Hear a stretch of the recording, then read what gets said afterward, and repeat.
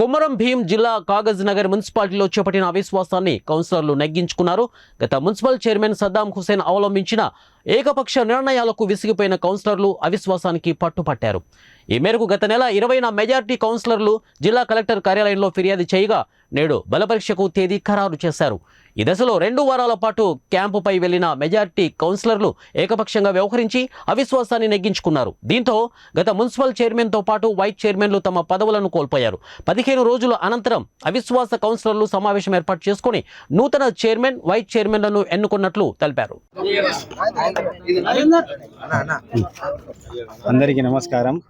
ఈరోజు కాగజ్ నగర్ మున్సిపాలిటీలో అవిశ్వాస తీర్మానం మేము కౌన్సిలర్ సభ్యులం, మహిళా సభ్యురాలు అందరం కలిసి ఒక మంచి నిర్ణయం తీసుకోవడం జరిగింది.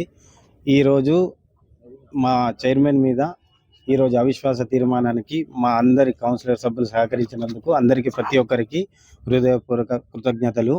ఈరోజు 4 సంవత్సరాల నుంచి ఏ విధమైన అభివృద్ధి జరగలేదు.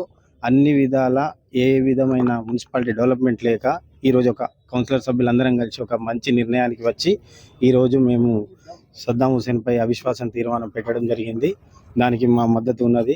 అందరం ఎవ్వరు కూడా ఏ విధంగా ఆశించకుండా అందరూ మనస్తృప్తిగా అందరికీ విరక్తి చెంది ఈరోజు అవిశ్వాస తీర్మానం పెట్టడం జరిగింది. అందరికీ ధన్యవాదాలు. ఇప్పుడు చైర్మన్ అవన్నీ 15 డేస్ తర్వాత మేమందరం పార్టీ అధిష్టానం, మా ఎమ్మెల్యే సాబ్ కోనప్ప గారు, మాజీ ఎమ్మెల్యే గారు ఏది చెబితే అది దానికి 100% మేము కట్టుబడి ఉన్నాం.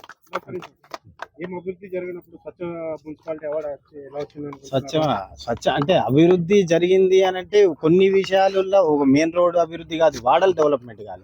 మీకు ఇప్పుడు అభివృద్ధి జరిగింది మెయిన్ రోడ్డు, సెంటర్ లైటింగ్ ఆ విధమైనది కాదు. ప్రతి ఒక్క వార్డు 30 వార్డులు డెవలప్మెంట్ కావాలి. ఆ విధంగా కాలే. మళ్ళీ అందుబాటులో లేకుండే మా చైర్మన్ మాకు ఏ విధమైన ఎవరికి అందుబాటులో లేకుండే అందుకు అన్ని విధాల మాకు విరక్తి చెంది మేము అవిశ్వాసం పెట్టినాం. లేకుంటే ఇంతమంది పెట్టాం కదా.